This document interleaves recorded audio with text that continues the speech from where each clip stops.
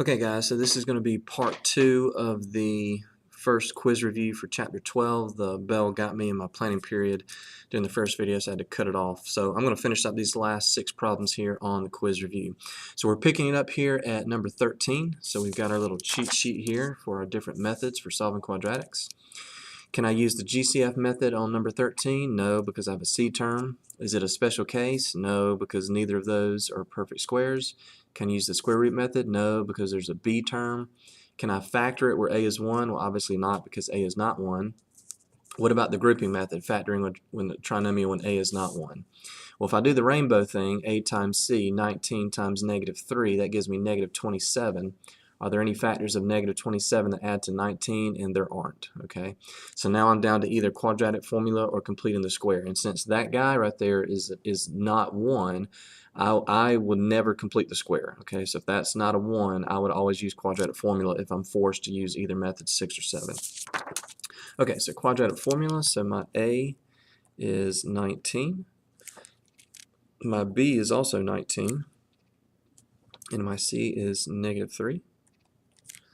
So I have negative b, negative 19, plus or minus the square root of b squared, so it's 19 squared, minus 4 times a, which is 19, times c, which is negative 3, all over 2a, 2 times 19. So that's going to give me negative 19 plus or minus the square root. 19 squared is 361. And negative 4 times 19 times negative 3 is a positive 228. And all of that is over 2 times 19, which is 38. And this simplifies to negative 19 plus or minus the square root. I'm just going to add these two big numbers inside the radical. That gives me this big number, square root of 589 all over 38. Okay, and that's the final answer. If you want to convert these to a decimal, the two decimals are 0.1 and negative 1.1. So those would be acceptable answers as well. Okay, so number 14. All right, get our list here. GCF, no, because there's a C term. Special case, no, that's not a perfect square. Square root method, no, there's a B term. Factor when A is 1. Are there any factors of 8 that add to 8? No. 8 and 1, that's either going to be 9 or 7. 4 and 2, that's either going to be 2 or 6. So there are no factors of 8 that add to 8. So now I've got to, once again, either use quadratic formula or completing the square. Now since this is a 1, that's an understood 1, I'll choose to complete the square on this one. So I'm going to isolate the constant, so I'll move the 8 to the other side. P squared plus 8p, here's my blank, plus blank, equals negative 8 plus another blank. Right? How do you complete the square? Half of b squared, half of b squared, half of b squared. Half, my b is 8, so half of 8 is 4. I'm going to square that, so 4 squared is 16, so a 16 is going to go in that blank, and a 16 is going to go in that blank. Now I have my perfect square trinomial. I've forced it to become a perfect square trinomial. I know it's going to factor in my parentheses squared piece, so go ahead and write that down. We're using p's, so it's a p, and then what goes in that blank is always half of that number, half of b. Half of 8 is 4, so it's p plus 4 in that parentheses squared piece. Combine my like terms over here. 16 minus 8 gives me 8. And then the last step is to take the square root of both sides. So I get p plus 4 is equal to, remember when you take the square root of a positive number, you always generate a plus or minus. Okay, and the last step I'm going to subtract 4 from both sides. And my final answer is going to be the negative 4 that I moved to the other side, negative 4.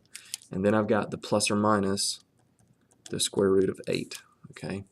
Yes, the square root of 8 does simplify, just so you know that simplifies as 2 times the square root of 2, but once again, I haven't taught you that yet this year. So we can leave it like this, p equals negative 4 plus or minus the square root of 8. That's acceptable. If you convert those to a decimal, that would be 1.2 and negative 6.8 would be the decimal version. Okay, 4 more. All right, number 15 here. GCF, no, there's a C term. Special case, no, I can't take the square root of that. Square root method, no, there's a B term. factor in a equals 1 where a is not 1. So let's see if I can do the grouping thing, method number 5. If I multiply a times c and do the rainbow, 3 times 4 is 12. Are there any factors of 12 that add to 8?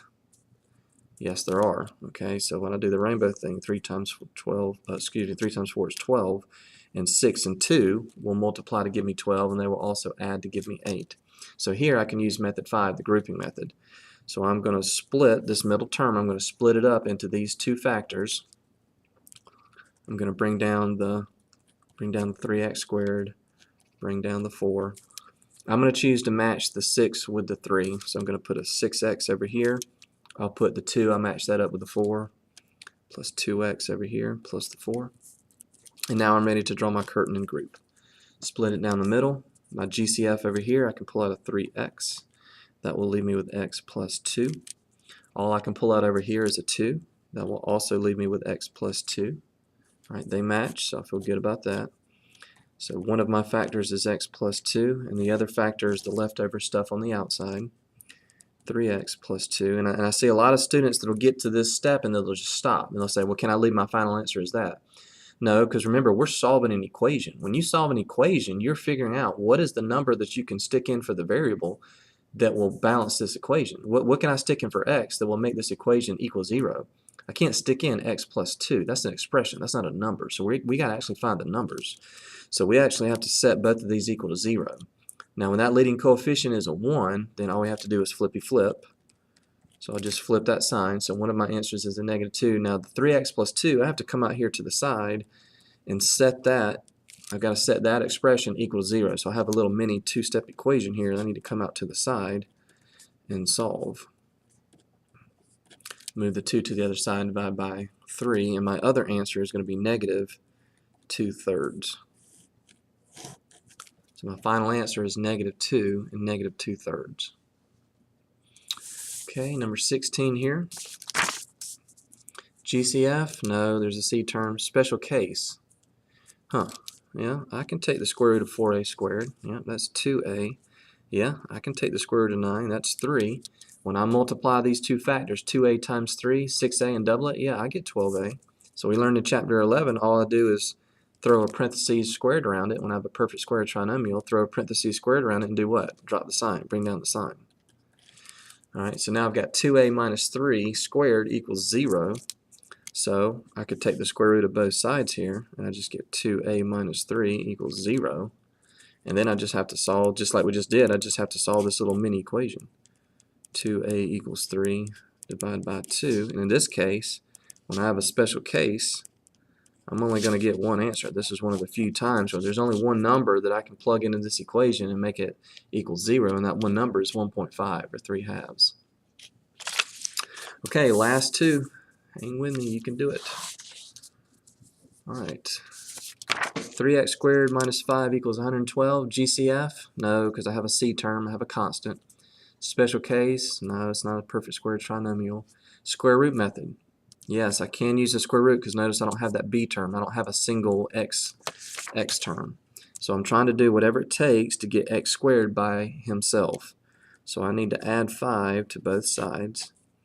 3x squared equals 117. Now the mistake that I see a lot of students make is they'll go ahead and take the square root of both sides, but you can't do that.